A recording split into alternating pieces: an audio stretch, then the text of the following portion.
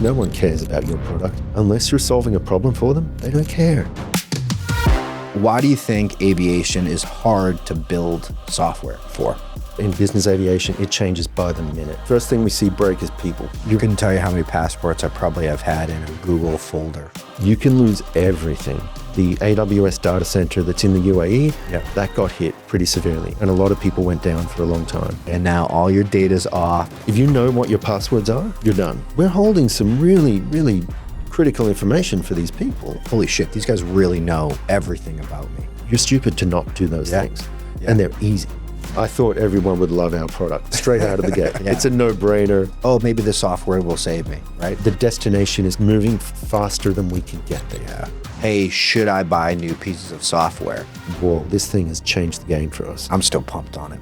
What are you actually trying to solve? What's the problem?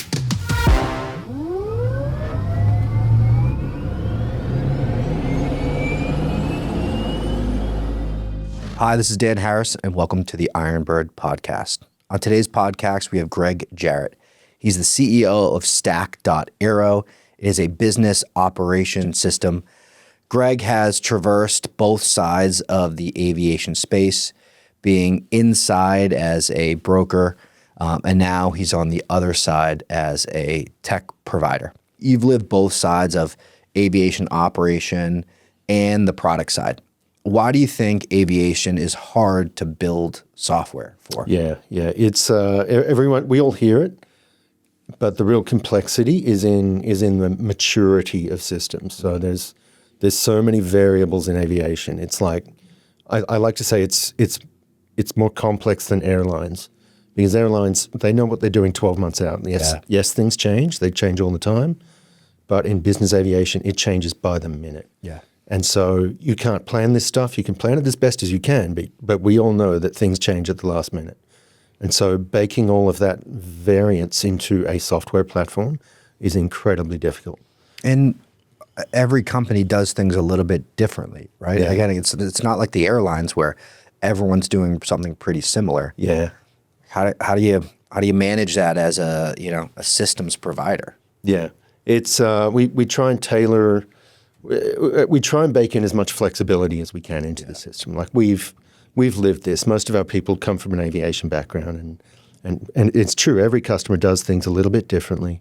They do different customer service, different pricing, different ways of quoting, different ways of measuring their growth and their KPIs, and that's true for all businesses. Like everyone has things that they do their own way because that's how they want to measure, that's how they want to grow, and that's really tough to bake into a platform. It means there's a lot of things to consider, and there's a lot of things that we end up having to say no to as well. Yeah. But that's part of a platform, and what we do like to say to people is don't look for software to solve 100% of your problems. Mm-hmm. Like there's a very baseline rule in software and tech that's the 80-20 rule. Yeah. And no problem, no software platform is going to solve 100% of your problems. If they say they do, they're going to do 100% of them in a very average way. So find something that's going to solve 80% of your biggest problems. The other 20% you can handle. You'll deal with that, but try and solve the bulk of the problem. When you see where Stack is, what's that 80% you think Stack fits really well in? Yeah, strategic growth. So. And I'll come back to business operations system. We call ourselves the BOSS platform. Everyone's familiar with a flight operations system. Like every operator's got that. Brokers are familiar with it, and so flight operations is all about scheduling and dispatch and maintenance and keeping all of that organized and scheduled in a really good place. But then those companies that have a flight operations system don't have a system to run their business. Yeah. So we're the commercial operations platform. And that means everything from quoting and customer interaction. Obviously, there's a very, very big customer focus. Being a CRM system at our core, everything revolves around the customer.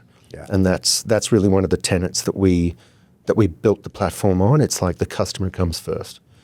Track that whole customer journey from the time you have that first phone call, first email, first lead with the customer. Track it through the whole journey. Like once you get that phone call, if you're losing that customer at the end of the journey, like, see you later. Like, why are you doing this? Yeah. Yeah. It's funny. I talked to Kat. We're at a conference here, and the conversation we had and the positioning is a lot of these systems are built to, operate flights, and then they're kind of plugging in CRMs or these other kind of pieces to the software. Yeah. Where Stack is really built on customer relationship management first, and then builds the workflows from that. What do you think about that approach? How does that provide at the end, which is really like the most important thing, the customer experience? How do you think focusing on, a CRM first, what does that do at the end of the day for the customer? What it should mean is that customer feels special. That's what you're aiming for, is in everything that you do for that customer feels wanted, served, protected, and safe. And so if you put the customer first in everything, then, and that's a tenet within your company, it's like, and this is just a general company thing, it's not an aviation thing, but everyone's in sales. Yeah. Even if you're in operations, you're in ground support, you're in finance, everyone's in sales in the company. Like you all have some kind of touch point with the customer. Even if you're not on the phone, you might be creating a document that goes to the customer or responding to something that someone else needs. So everyone's in sales, and you should all have some awareness of who that customer is. Are they happy? Are they unhappy? What do they need? Like a lot of the stuff that we do is tracking information about that customer, because you may not need that information now. You might need it in 6 months. Yeah. And if you've got someone who's had an email or a conversation with that customer about, hey, this customer is allergic to bananas or something like that. It's like, well, let's track that. Let's keep it somewhere, and so that we don't embarrass ourselves next time, and put that on the plane for. And when you're utilizing your own fleet, it's still tough to track, but when you're starting to utilize multiple airplanes with multiple companies and multiple fleet, that gets hard to track across those things if you don't have a centralized, data management system. Yeah. Listen, anyone can write a note. I remember our old system when I was at Clay Lacy, we would have a note in the customer profile. You'd have the account, right? And the account would have a note. Yeah. And then each person would have a note. And then this thing was just like growing and growing and growing. And then it's like, well, is any of this still relevant? Do people really care about this? This was, and then am I going to just copy and paste this and dump it on people? It's just like, it was just like this growing system that it was kind of starting to be a monster. You were on both sides of the business. You were in the charter brokerage. Yeah. Now you're building software. What did you see when you were on the charter brokerage and the business side that you were like, this needs to be fixed? So I spent about 12 years as a charter broker, and we were doing sales. I started in Australia, so you can hear my Australian accent. That's where I come from. But I've done a lot of international sales. I spent some time in the UK, some time in the Middle East. We've done a lot of US stuff through those where I was working in those locations, and what we see is process. So a lot of people don't have a sales process, and they think they do, but they don't truly have a process where it's like, you've got to do these things. You may not get the outcomes that you want initially, but if you keep doing these things, follow the process, trust the process, the sales will come. Yep. And part of that process is storing that information, tracking the phone calls that you've made, tracking the email interactions, and knowing when you've touched this customer at some point through some method. And I think we've all had experiences where we've had the same two salespeople from the same operator or broker have called that customer on the same day, or like within a day of each other, and that customer is like, you guys spoke to me yesterday. Yeah. Why are you calling me? Yeah. And that's number one. Like you're just going to embarrass yourselves in front of that customer, and you potentially lose that customer at that point because you show that you haven't got process. Yeah. So I think like everyone in this industry is familiar with a scenario like that. So having this information shared within your company so that you can see and you don't embarrass yourself when you call that customer. Yeah. And go, hey, I'm really sorry I spoke to you about that. Yeah. The customer wants to feel like, holy shit, these guys really know everything about me. Yeah. And like they not only do they know, they care and they're putting the effort in. Yeah. And that's hard to do, especially, I mean, it might be easy to do when you have 10 customers. Yeah. But at some point, as you scale, that's hard to do as you scale more customers, more employees. Yeah. Like everything gets infinitely more difficult. And we'll get to that, but what's the kind of origin story? How'd you start it? What was it like in those first couple years? Who were your first customers? Yeah, we made a lot of mistakes in the early years. We've been around officially since like 2015. I think the company was like day one, and even before that, there's so much thinking that goes into the company and so much concentration. But some of those first customers were previous companies or people that I'd worked with, obviously through my network, and they were great, and we got the company going, and we've still got some of those customers today, and they're fantastic. But the company Stack itself has been through a couple of iterations in the startup world, like you call it a pivot. Yeah. That's a very common thing. It's a good thing, but we've gone through this journey of we built a version of the product where we tied very, very tightly into the FOSS scheduling system. Okay. For a lot of the big operators here in the States and overseas. And so that's we've still got some of those great customers. They're some of our best customers. And that's a monumental exercise. Like legacy software integration is huge. And everyone in this industry knows that like software is ancient in this industry. And we've got developers on our team who are like, they've never worked with this stuff. Like this, They looked at the code base and they're like, "This is I don't know how to work with this." Like wow. That's what it's like. That's how old software is in this industry. MS DOS or something. Yeah, and floppy disks. And when you hear someone's got an API, that's like, whoa, you're way out in front of everyone if you've got an API. And that's what it was like 5 years ago. Like people were just like, hey, have a CSV file and do whatever you want with it. Like, whoa, okay.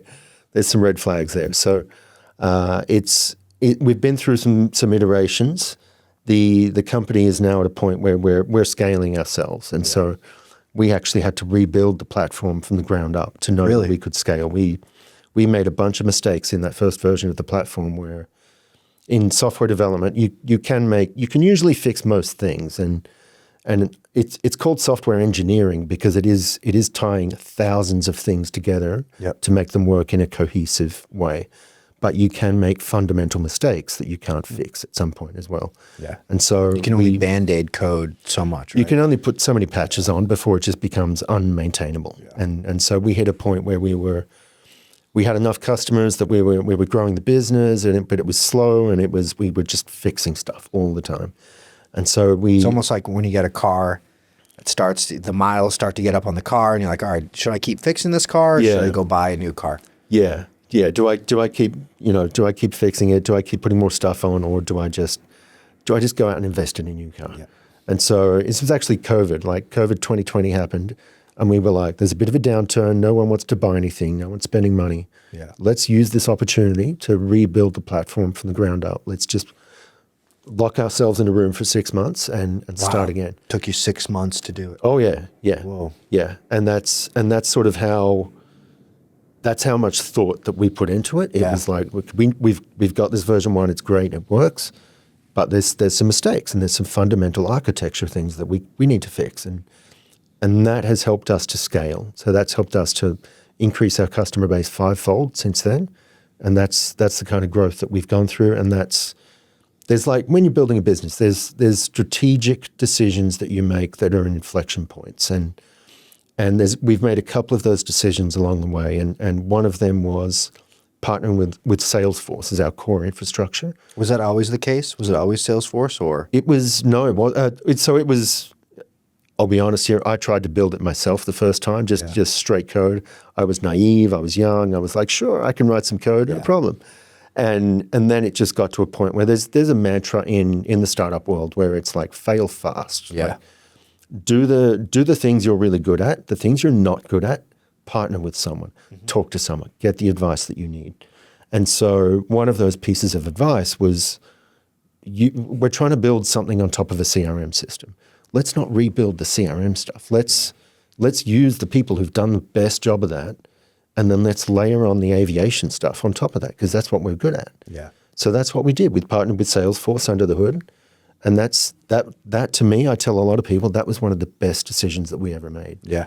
It reduced our technology investment costs. Like we didn't have to spend millions on servers and infrastructure and networking. And I won't go too deep into the tech side of it, but I think that's like when people are looking to build software, that's a big part of it. So Yeah. it's like, all right, all this extra investment, and maybe like the people talk about the SaaS apocalypse. yeah, I think there's still like, you need a lot of that infrastructure that some of these larger software products can provide. I still think there'll be a lot of products that get wiped out, but yeah, the ones that have that infrastructure. yeah.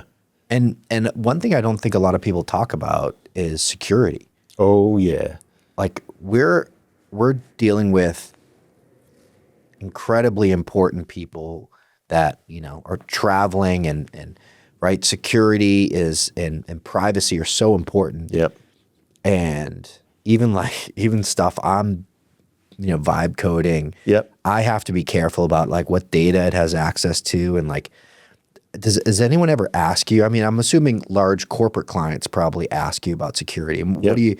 what do you tell them when they ask about that? We tell them there's a couple of things that And maybe if someone's shopping for software, Yeah. what are some of those questions you think someone should ask? first thing is backups, resiliency. So you need to have multi-region backups. And so this is the one thing like vibe coding especially does not do for you. It does not do backups. And so Why do you need a backup?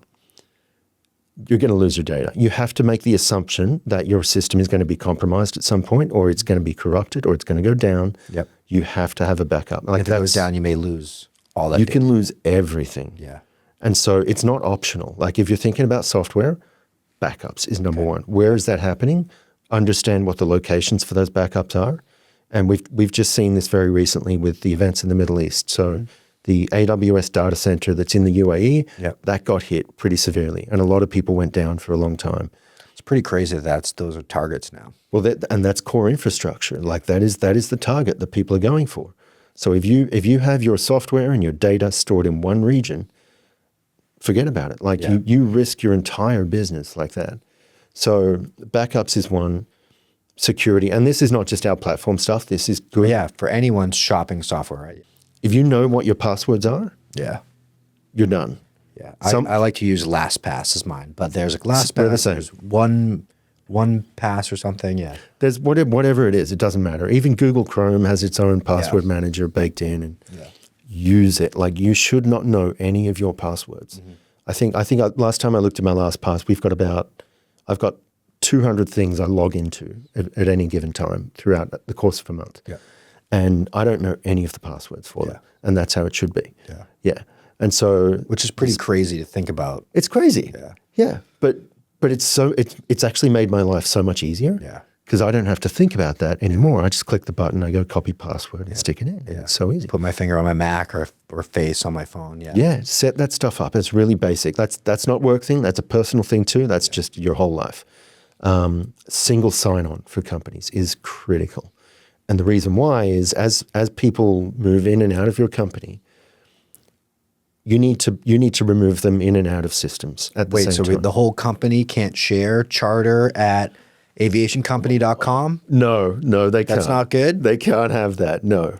And it's like, but you might deactivate them from Microsoft, but you forget about their login to FlightAware.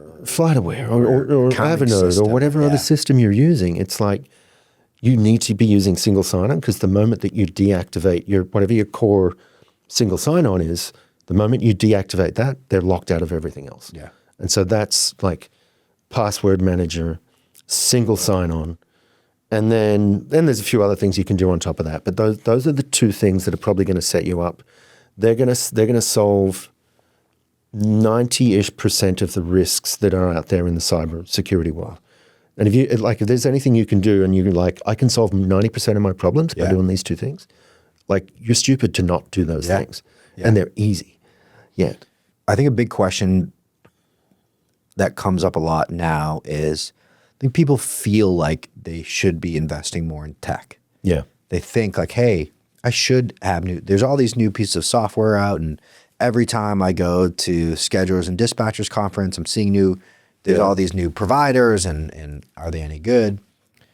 Not to mention that like basically you probably won't see 75% of those people in 3 years, but when people are approaching, hey, should I buy new pieces of software?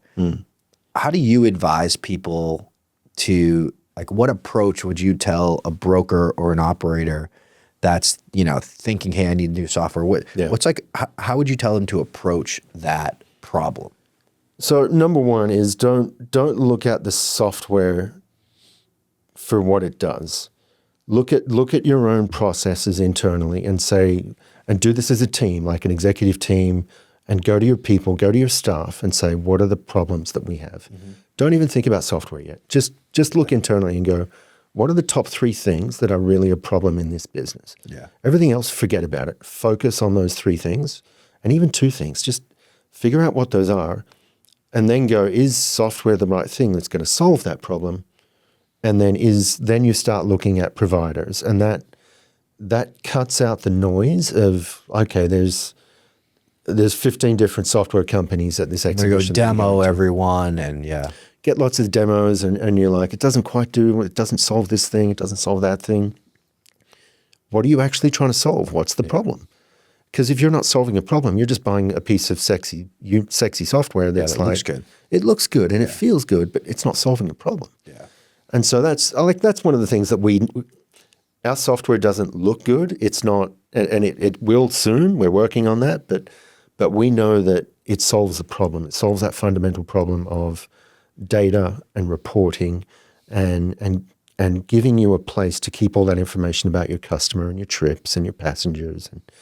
And you were talking about privacy as well. Like we collect things like passports of very high profile people and passport information. If you're not solving the problem of protecting that person's data, you're misrepresenting your customer there. Like you couldn't tell you how many passports I probably have had in a Google folder somewhere. Yeah. It's like, but they'll send it to you. They'll be like, and they'll send you their credit cards, and it's like we're holding some really, really critical information for these people, and you've got a responsibility to protect that. And so you've got to look at the problem you're solving. Are you serving your customer in the right way? And you've almost got to approach it from the perspective of, we're going to have a breach. We're going to have a data breach at some point in time. Are we protected for that?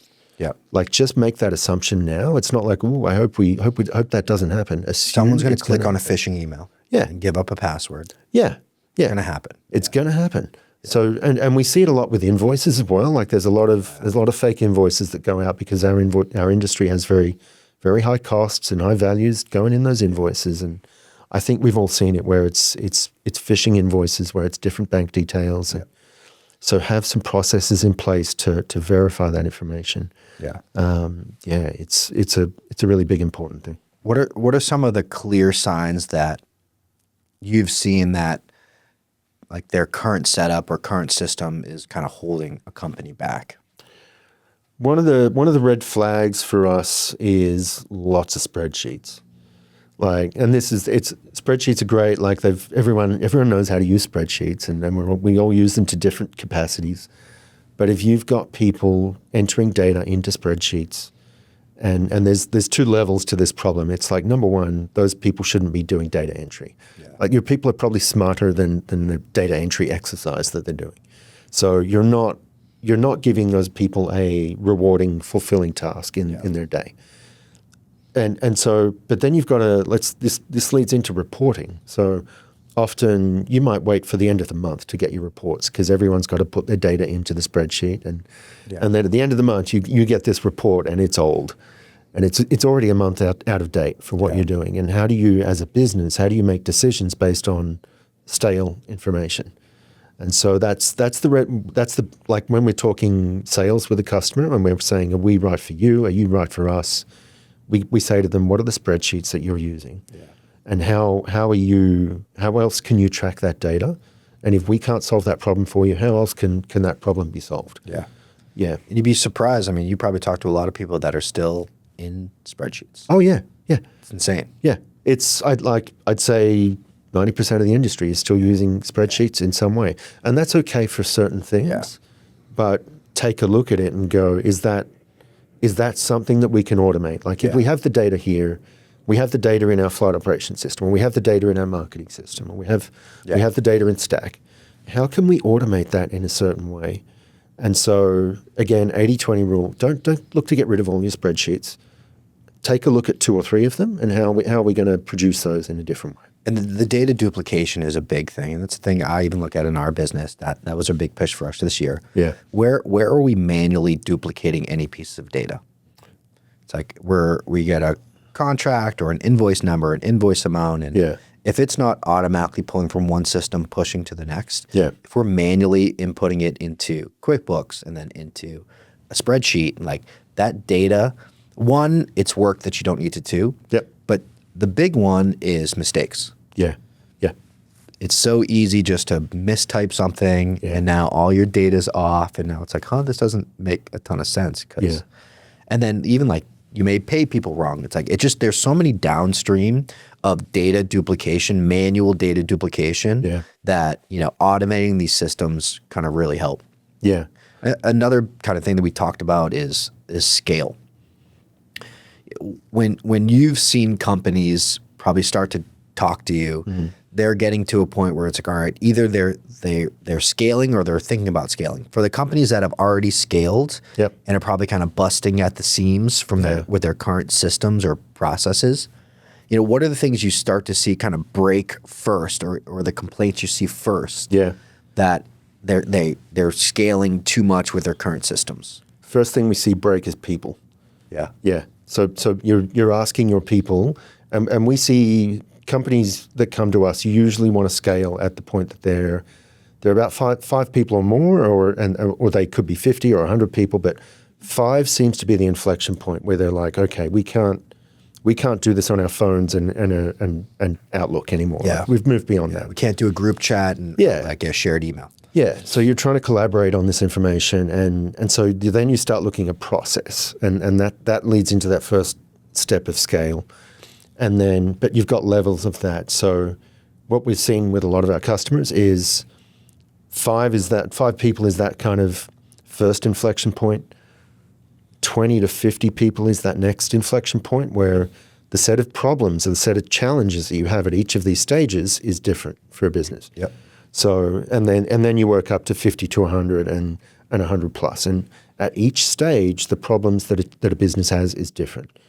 And if you're not scaling through those stages, there's no point in scaling. Yeah, you're stalling. Right? You're stalling. And there's as an executive or a business owner or a founder, you've got to ask yourself, why am I doing this? Why am I scaling? Why am I growing if the bottom line's growing at the same rate that the rest of the company is? What do you see? Like, what are some of the things that have the most impact at 5 people? And then what do you see has more impact at that 50? Yeah, it's at the lower level, it's just starting with a simple process. Get a collaboration tool like Slack. Start reducing your volume of internal emails that you're doing to each other. That's a really big one. If you're sending emails internally within the company, that stuff needs to move into something like Slack. That's like just number one, collaboration tool. You should be sending as few emails as possible internally. Email is a customer-facing tool, and that's how we perceive it. At the next level of like 20 to 50, it's a lot of spreadsheets. It's a lot of data entry, and then you've got human error. You've got people sort of that's not a valuable use of their time, and they're getting frustrated, and then you've got your decision making. And so scale at that point becomes, how do we get rid of the spreadsheets? How do we automate this stuff? We're tracking the data. How do we replace that so that we can report on it in different ways? And then at the 50 level, it's like, okay, we need to plug in different systems. We need to plug in different invoicing systems, different accounting systems, different HR systems. Enterprise level kind of systems, right? Yeah, and you've got less people who are at the coal face of the business, less people who are customer facing. You've got a lot more people who are HR and administration and finance and accounting and approvals and all these different internal roles that a bigger company needs to function. And that's a really important part of scaling, is having processes in place for that. and having auditable history of why we made these decisions at the point in time that we did. So and that those problems continue to grow. They are applicable for brokers, for operators, for any company. Operators feel it especially because they get, every time they add a new aircraft into the fleet, you're adding a couple of crew members, you're adding a maintenance person, you're adding a finance person potentially. And that obviously those figures change with the type of model that you're operating, whether it's managed or fully owned or fractional or whatever. But as you grow the tails, as you grow the fleet, you're adding more people with all of that scale. So how do you grow the fleet without growing the volume of personnel at the same time? And that's that's process. That's systems in place and the sooner that you establish those processes, the easier it is to scale. It is way harder to like get to 100 people and then try and reverse engineer the problems. Yeah. Like that is so much harder than just setting a good foundation right now. Yeah. You almost should be planning at every stage for that next stage. You do. Yeah. You're constantly planning for that stage. Like as a business owner, you're constantly thinking about we're 20, 50 people, whatever it is, and you're thinking about what's that next stage? How are we going to get there? But the first question is, do we want to get there? Like you can actually have a fantastic business at this size that you're doing, and that might be everything that you want to do. And you may not have to scale, but you could become more efficient maybe in what you're doing. It's a big retention issue as well. If you've got people doing tasks that they feel valued and important and they're a critical part of the business, then they're happy and they'll stay with the company. So don't have people doing these things that are data entry and menial labor kind of stuff. Like we've got some really smart people in this industry, and we don't use them in the right way. Yeah. How do you see, like, what are some of the internal tools that you're using at Stack internally that you've maybe changed or you really now enjoy using? Big one is Slack. So and that came from sort of, we had a different collaboration tool about 3 years ago, then we switched to Slack. And it was just like, whoa, this is just reframing everything. And it's setting a foundation for collaboration. Collaboration's a really buzzword, right? What it means is you're not sending emails to each other, but you can have a conversation, a thread of conversation, and then attach some files to it. And you can attach some context and say, hey, I'm working on this spreadsheet. Can you make some changes with me? And you might have that shared spreadsheet. And we've seen this a lot. It's like a shared spreadsheet that's like the pricing calculator for the fleet or something like that. And they generate quotes there, and the spreadsheet's locked until someone else logs out of it. And so Slack becomes a collaboration tool where you can ask questions of each other, and you do have to set it up properly. You got to control your notifications. You don't want to be swamping people with notifications all the time, but spend the time to set it up properly. Another one is, and this is very much a software company problem, it's a project management system. So we do a lot of software projects for our customers where we'll do some custom work for them or we'll collaborate with them on something. So having a project management process and system in place for that is a really, really big one. The other thing that we've started using, and I don't want to get AI fatigue with people on this, but we're using Claude internally in a really big way, and this has happened in the past 6 months. That's what we're using too. Yeah, and we were initially using ChatGPT, and it was like, I want to try Claude. Let's just give this a go. And so the 5 people in sort of the business development team in our company, and that's leadership and business development, we were like, let's try this.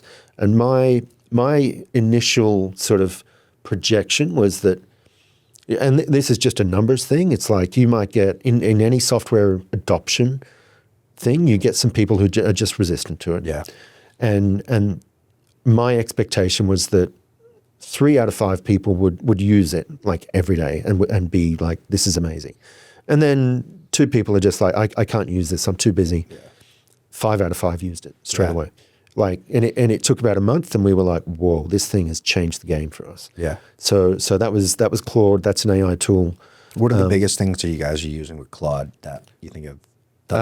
One of the big things is marketing. So getting our brand. So what we've done is get our branding kit into Claude, and so all of the marketing that we generate and all of the copy and all of the images and stuff you see on LinkedIn. Yeah. That's all. I won't say completely generated by Claude, but partially generated by Claude. Yeah. but it's very easy because it's got our branding kit there. Yeah. And it's like, okay, and it knows what our objectives are as a business, and we've got these rules and these instructions. And so it's very easy for us to go, we want to do a post about X and Y. Yeah. And then it gives us the content, it gives us the images, and then we schedule it. And so this exercise that used to take a few weeks to get some content and get some posts out there, it's a couple of hours, maybe. Yeah. Like that's a game changer for us. Incredible. And that's just an internal thing that, like, you don't have to be a tech company to do that. That's every company that should be doing it. Yeah. So that's my number one tip. And that leads into kind of AI, which I know we want to talk about, but it's like everyone's bored of AI fatigue and all of that chat right now. But I'm still pumped on it. So am I. Like, we're just at the inception. Like, this is so early, and I'm self-confessed. There's usually 4 stages of adoption with the software world. It's like you've got your early adopters who are like, I'm on the latest thing. I'm buying NFTs. I'm on Bitcoin. I'm on all this stuff. I'm not in that category. I'm in the second category, which is like someone else has done the testing and the proving, and now I'm keen. I'll get into it. I'll try it. I think I'm there. I think I'm at that point. Yeah. But I might back off it as well. I might be like, it's not ready for me. And your third stage is mass adoption. Yeah. And then the fourth stage is kind of transition to some other kind of system. Yeah. So I'm usually in that second stage. I feel like I'm in the early adopter stage at this, but it is indisposable for our business right now. And that's the first time I've had that feeling about a product. Actually, I won't say that again. That's the second time. First time was the password manager, LastPass. Wow. Yeah, that was the first thing that I was like, holy, I won't say the word, but it was like, we have to get this throughout our business, password management. And Claude has been the same as well. It's made such a difference to the way that we collaborate on stuff.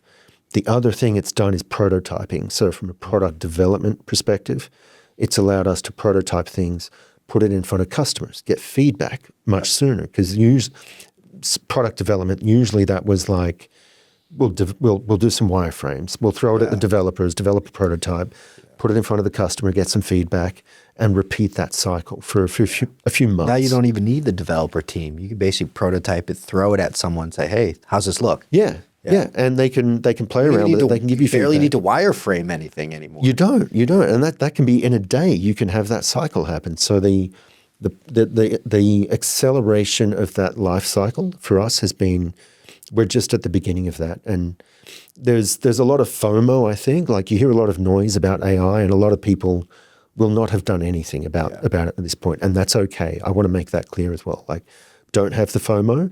This thing is changing so fast that. And even if you're just using ChatGPT, like, that's fine. That's fine. Yeah. That's like, start somewhere. Yeah. Like, just that's totally fine. But it's the first tech product that I've seen where the destination is moving faster than we can get there. Yeah. So it's like, you've got to start now, because the gap between your knowledge and where that is increasing every day. So start now so that that gap between you and the destination is reduced. Yeah. And it is going to keep moving. There's nothing you can do about that. But if you start now, you set yourself up to learn things as they progress, and you set yourself up for making the right decisions when you're in a position of, we think we can do this with AI, and you've got someone on your team who's like, I know how to do that with AI. Yeah. Like, give me that. Yeah. Have you started using it on, like, help desk customer service type of requests? Because, like, I'm assuming you're getting similar requests from different customers that theoretically you probably have already written in an FAQ or a help section that, people send it, and then your people are like, oh, now here's the link. Yeah. Like, have you started to automate any of that stuff? We've automated parts of it, because that's a multi-step process. So we're using Atlassian Jira for our service desk. Yep. And that's got its own AI tool baked in. It's really cool. You basically have to load in the data into that. Yeah. But it's constantly building that database of interactions with the customer. So when your help desk team, like, sends back, hey, here's the solution for this problem. Yeah. It takes that, stores it, and then the next time it comes up. Yeah.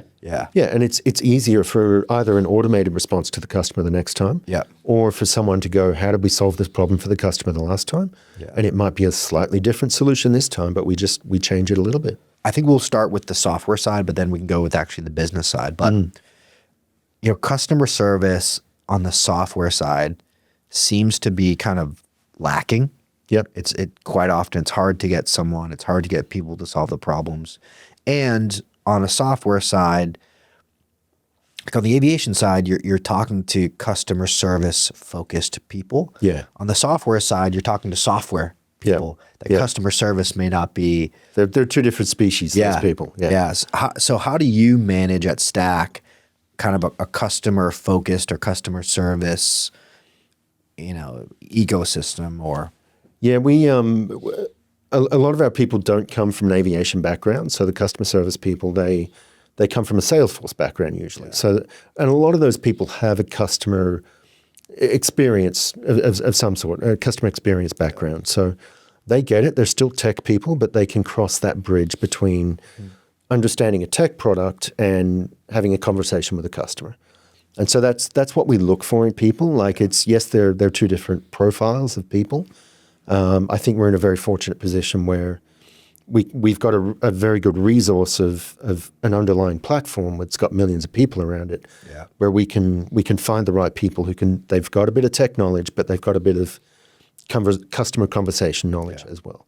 So I think we've got a nice little advantage there in terms of recruiting people, but we've got to give them the right tools to respond. So they may not have the aviation knowledge to respond to a customer in a way that's like, what's the difference between flight hours and block hours? Like we got to teach them that. And so that's part of our training process and just working with customers. And it honestly just comes with time, like building reports for customers where they're like, I want to understand what the flight time is in minutes rather. Like big thing for our customers is they've tracked flight hours in decimal points for years. That's the way they've always done it. And it's like, okay, you've got 10.25 hours on this aircraft or on this leg. And it's like, no, that's got to be in minutes. Like if you want to track real time on the aircraft, that comes down to the minute. And so you do that across a couple of thousand flights in a month, and that difference adds up. Yeah. And so training our people to be like, to almost not teach the customer, but explain the importance of why we do it this way is a really critical part of what we do. And having that baked into the ticketing system, the customer support system, is a really nice way of kind of educating our own people, but educating our customers about why the platform is built in a certain way. I think that really kind of dovetails into onboarding. And it's something that tends to be extremely difficult for customers, but also for software companies. Well, what do you think makes onboarding new software so difficult? It's a few things. So there's going to be resistance to software because it's change. Everyone is resistant to change. That's a human nature thing. Like you can't avoid that. So the way that we approach it is, again, let's identify 2 or 3 problems that we can solve quickly for a customer. So if we can deliver value very quickly and solve a problem for people very quickly, we create a positive feedback mechanism. And so the customers are like, okay, that was actually really good. I kind of like this thing. And so we can do those 1 or 2 things up front, and they're a big bang for your buck kind of thing.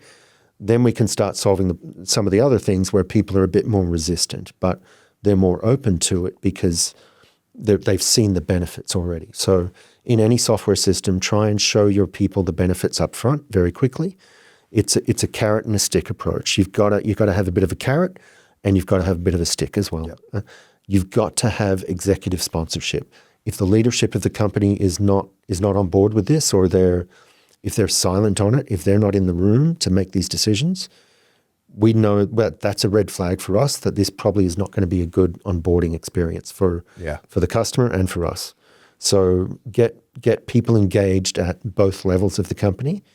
We go in, we like to go in, especially with the bigger enterprise customers, we want to go in and talk to the leadership, but we want to talk to the people on the ground as well.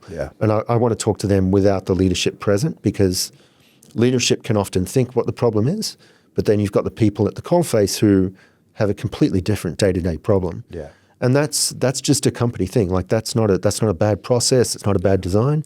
That's just a fact of the people at the leadership of the company aren't in the day-to-day of what people are doing. So go in and identify those problems, and they might say it's one particular problem, but we go in there and we say, it is that, but that problem is a consequence of this happening. Mm-hmm. And so that's one of the things we really try to do is identify that problem that we're trying to solve for a customer. And that's often not, it is often what they tell us, but it's often a deeper issue as well. You've probably seen a lot of data integrations that someone says, oh, I've got 10 years of flight data I want to load into the system, right? Yeah. Do people really need all that data in the system? What data do you think people really need that's really beneficial? Yeah. And then what data is kind of just like, you're just uploading it just to have it that's really not beneficial? My thing on this is, and there's, you've got to ask why. It's like, why do you want that data in the system? Is it just going to make you feel safe, or is it actually going to provide some value? What we tend to recommend is, can you keep that other system alive for a year and just keep the data there? Mm-hmm. What you absolutely have to import is your customer data. Yeah, that is the customer is your business. As much as you think it's the aircraft or it's the process, or the customer is your business, you've got nothing without the customer. Mm-hmm. And so have that knowledge about your customer, very basic information, have the contact details, have some conversation history, store that with the customer, have the assignment of the ownership of that customer to the right person within your sales team. Really, you just need the customer data. Yeah. And a lot of people come to us before we start the implementation, and they're like, we need to clean this data up before we get it into the system. Yeah. You don't need to clean it up that much. Okay. It's okay. You can, because what will happen Every system I've ever been in has had data duplication problems. They do. They all do. Like, you can't avoid it, but you're not going to solve that in a spreadsheet. Yeah. So get it into the system. There are data deduplication mechanisms in lots of systems. We've got it in our system, so we can identify those duplicate records and tell you, and you can do something with them. One of the things we did really recently was we integrate with Flex, and so there's a lot of duplicates that operators have created in their Flex system. They've created a account name, that's the customer name, then they've created a contact, and then they've created a passenger, all the same person. Yeah. But it's like in 3 or 4 different places. Yeah. Or that passenger flew on a different account, and they typed the person's name in instead of searching and clicking, right? Yeah, or it's a typo in the name, like broker ABC, and then someone put an extra space in, and that's not a reflection on Flex. They're actually a great scheduling system. They're the first modern scheduling system that we were like, we need to integrate with these guys. Yeah.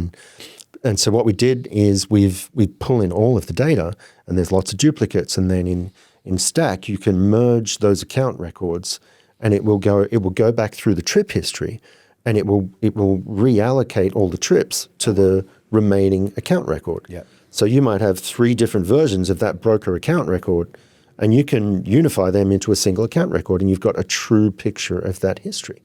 So yeah, in terms of onboarding, like, don't worry too much about cleaning up your data. It feels like an important thing. Yeah. My general advice is it's not as important as you think it is. Okay. Yeah. What makes an onboarding successful the first 30, 60, 90 days? Engagement. So leadership engagement, I said this before, that is number one. And then if you've got leadership engagement, then you get user engagement. And so that means having weekly calls or fortnightly calls with the customer where you're keeping them informed of what's happening. So that's us talking to the customer about what's happening. But they need to talk to us as well about, okay, we've prepared this thing for you to import. We've got the data file for you to import the customer database. We do a little bit of training, a little bit of what we call this hypercare as well. So in the software world, that is like everything's set up, it's implemented, but we know there's going to be some teething problems. So that first month is hypercare, which means we're going to take really, really good care of you. If you've got some tickets, we're going to respond to them as quickly as we possibly can. Yeah. Like you're an urgent ticket. Every ticket that comes in during that hypercare period is urgent to us. And that means that your people are going to be happier because they're getting better responses. Yeah. and we're solving their problems, and they might have an actual problem that the system's not working for them in the way it needs to. They may be trying to they may be trying to transact, right? Yeah. Although I hope they are trying to transact in that first month. And yeah, it's kind of a make or break it, right? Yeah, like if we see something that the contract's not being generated, okay, that's a problem. You can't collect money from the customer if you don't have a signature. So that's a really big issue, and we'll jump on that straight away. And that's not just a hypercare thing. That's an everything thing for all of our customers. But that hypercare phase is what we use to make sure that people are getting on board. We're training your people. Identifying, what we try and do is identify a super user within the company. This is someone who's not leadership. It's someone within the sales team usually, but someone who's tech savvy but is keen to try out the new products. They fit into that early adopter stage that I was talking about earlier. They're the ones who are like, great, we've got this new software. I'm gonna get my teeth into it and really figure out what we can do. And so that's for three things. It's leadership engagement. It's a bit of training and hypercare. That's user engagement. And number three is identifying that super user within the organization who's going to be the advocate for everyone else in the company. Yeah. From a tech stack standpoint, and maybe more kind of best practices, what does a clean, well-built tech stack look like for, let's say, a charter broker? Yep. And then what does one look like for a charter operator? Yeah, so I'll start with the broker side. I come from the broker background, so it's where you've got a sales process defined. So you've got your accounts database, you've got clear rules for who owns what account. Mm-hmm.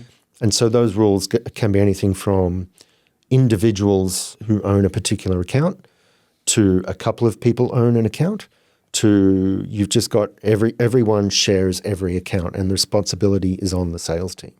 Whatever is right for your company, just define that rule.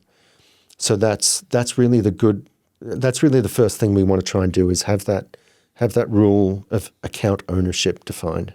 And then it's the trip request process. So when a trip request comes in, who's taking ownership of it, who's doing the sourcing, who's doing the quoting, who's interacting with the customer, defining those processes so that you know who's responsible at each stage of that trip. And that can happen in Stack. So you've got ownerships of accounts. Trips can have multiple owners. When trip statuses change, it can change the ownership. Yeah. So as a trip moves into a stage of like contracting, that means you're starting to commit to an aircraft. Yeah. And that might mean for an operator, that's like, we need to shore up the availability of this aircraft. Yeah. We need to get owner approval. We need to make sure the crew are available.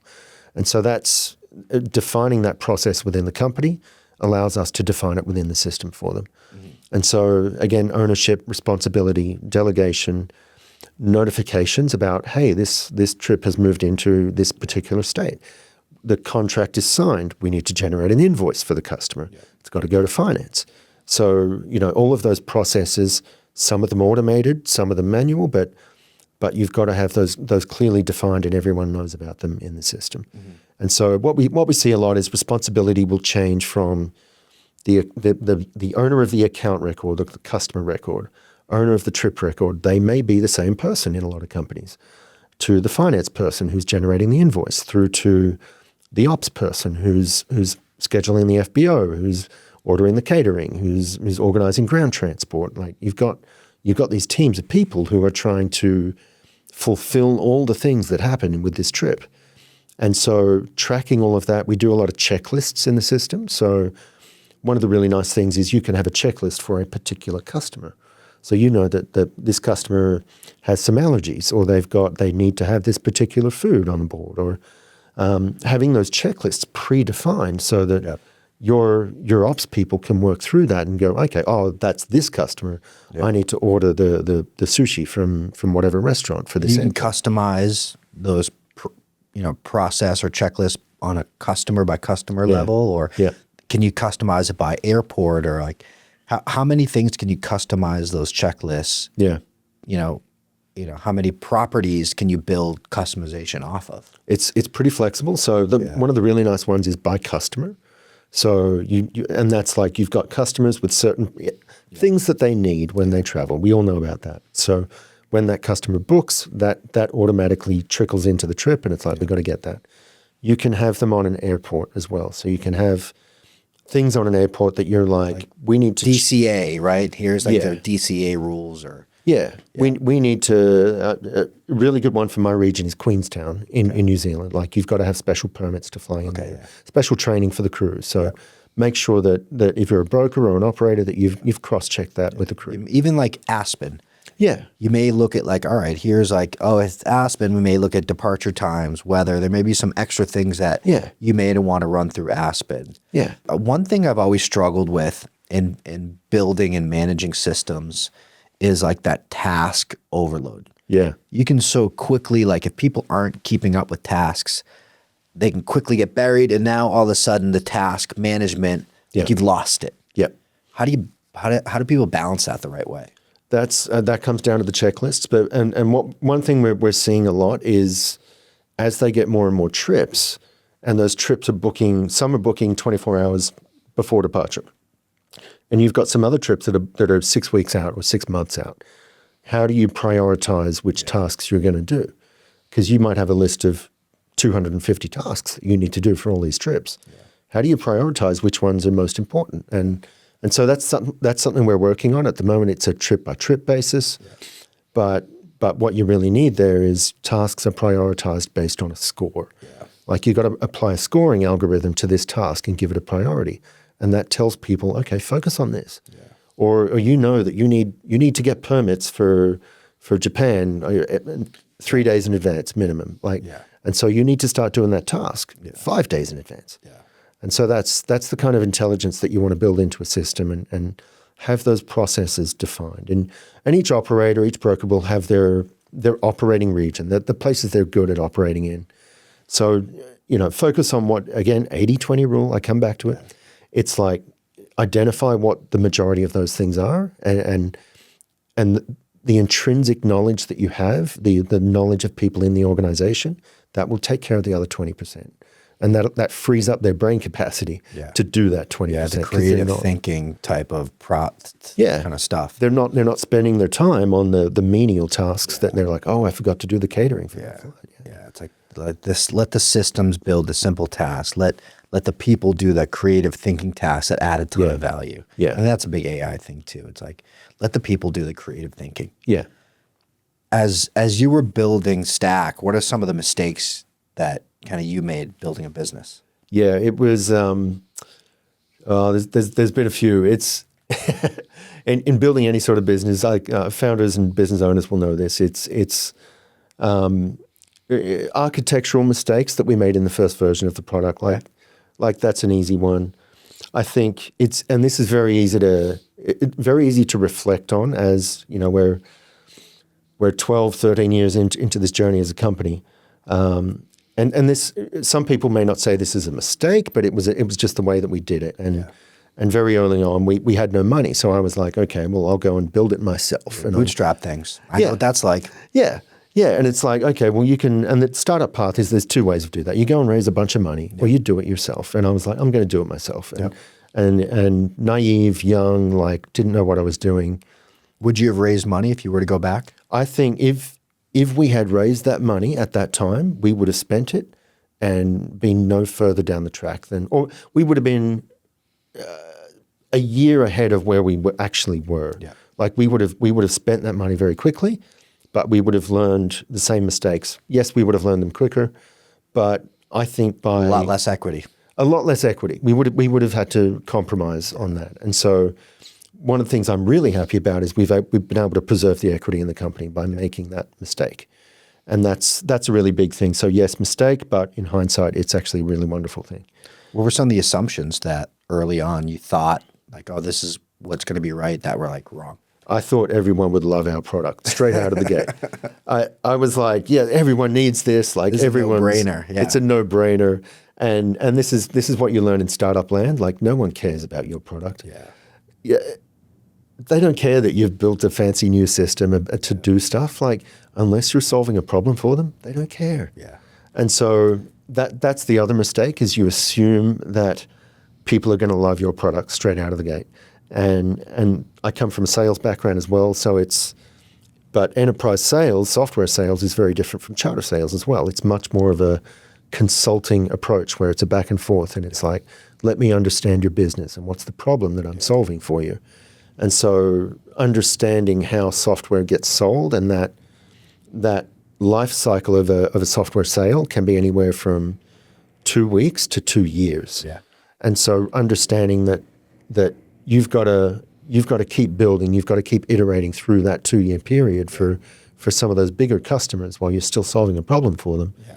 That's a really tough thing for a young company. I mean, even smaller customers. I know we've got a customer that was talking to Stack for probably 3 years before they were ready to pull the trigger. Yeah. What were some of the things that customers have taught you that maybe were surprising you didn't expect? One of the things I think that I took away from one of our customers was they tried to do CRM themselves before a couple of times. And A couple of times over the course of about an 8 to 10 year period. I've definitely changed. Yeah. I've been through 3 CRMs, so 4 years. Yeah, and for them they were large customer, but what they identified at the end of that period was it wasn't the systems, it wasn't that, it was that the ideas were the same through each of those cycles. Yeah. The people didn't change, the ideas didn't change. They look for, maybe the software will save me, right? Oh, Yeah. it's Zoho's. Oh, Zoho stinks. Yeah. It's Pipedrive. Oh, Pipedrive stinks. Oh, it's Go High Level. It's like, Yeah. oh no, it's like, it's not the CRM. It's not the system. No, and there's the shiny object thing in the corner too, and it's like Which is like hard for me because I love the new tech and all. I mean, that's what having a good partner to like hold me back from. Yeah. So good partners in business who like different approaches where someone's really keen to try new things and experiment and try this stuff, and then you might have another business partner who's like, let's just sit on that for 3 months. Yeah. Let's solve this problem because this is actually a problem for us right now. And so a good balance of personalities in what you're doing is a really good thing there.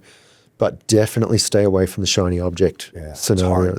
It's hard because especially with all the cool new pieces of software out there. It is. It's only it's going to get really harder. hard. Yeah. But sometimes if you just sit on it for 8 weeks, like it's not going to go anywhere. Yeah. If it's still a shiny object in 8 weeks, then think about it. Yeah. If it's still a problem. Yeah, if it's still a problem. Yeah. If I'm an operator or broker listening, what's the one thing that I should maybe look at approaching over the next quarter that you think could help my business from a systems or software standpoint? I would say look at doing one thing. What's one thing that you can do in this time? You've probably got a dozen things you could do. What's one thing that's going to make an impact, and a big impact at that? And what can you do quickly? It might be something like adding a collaboration tool like Slack. It might be something like, how do we reduce the volume of internal emails that we're sending to each other? How do we get rid of this spreadsheet that I don't get until the end of the month? Yeah. How do we this one person in this organization is doing this thing every month for 3 days. It's not reporting. It might be something else. It might be filing logs or whatever they're doing. How do we solve that problem? Yeah. Like just do one of those things. Let's start there. And then as you do that, you start to see accumulating benefits and you start to gather momentum. Mm-hmm. And so just start simple, do one thing, figure out what that is for your business and start there, and the rest will grow naturally from that. If someone wants to learn more about Stack and get in contact, what's the best way to do it? You can hit us up on our website is number one. All of us are on LinkedIn. You'll probably see. What's your website? Our website is www.stack.aero, A-E-R-O. S-T-A-C-K. S-T-A-C-K. Aero. Yeah. That's my Australian accent as well. I got to translate a little bit. But yeah, our website, we're on LinkedIn. You'll see us at a few events. We've just been here at the Charter Connect event in Phoenix. It's a fantastic event. Thanks to Josh from CFS and the Goodman guys for putting it on too. It was a really cool event. Great event. Yeah. Small and good conversations. Yeah. Although my panel kind of got a little crazy, but good. They were all good conversations. It was really good conversations, and that was what they wanted to do with the event, was have real conversations where you're not just you're not just talking about, okay, this is the new product we're releasing or something like that. Or just listen to people on a panel, you know. Yeah, it was operators and brokers talking together in a room and saying, we've got these problems, like you guys need to respond to us faster, or you're not getting back to us on this. And that's actually good conversation. It's challenging conversation, but it's good, productive conversation. And so that's what I really liked about this event. It was a really good one. We're coming up next. We're at Aero Friedrichshafen, which is next week, I think, in Germany. So we're going to that? Yeah, so we've got 2 of our team going there. I won't be there, but Catherine, our head of sales, and Johan, the other co-founder of the business, is going to be there. A couple of other events coming up. I think we'll be at MBA Base in Vegas, and I'm not sure we planned the other events, but you'll see us at some of the industry events. Okay. Yeah. They can hunt you down. They want to talk to you first about problems they're trying to solve before a demo. Talk to us about problems. Like you can do a demo any day. Like, sure, but we want to know if the demo is not going to solve a problem for you, let's not even do that. We're wasting everyone's time. Yeah. So think about your problems. Can we potentially solve that problem? Even come to us if you've just got a tech question. You're like, how do I do this? How do I set up LastPass for my company? Yeah. Reach out to me. I'll help you answer that question. I'm really happy to answer that question. Yeah. The last thing I want to hear about in this industry is a data breach of some company hurts all of us losing $500,000 because they had a data breach, or someone's holding them to ransom because they've got their customer list of customer passports and identities. And so if you've got any sort of tech questions that you're like, this is a risk for our business, or we don't know what to do here, reach out to us. We're happy to help. It doesn't have to be related to our products. Like we just want better tech for this industry. Awesome. Yeah. Thank you so much for coming on. I really appreciate it. Yeah. Thank you, Dan. Thank you very much for having us. You got it. Yeah. Thanks.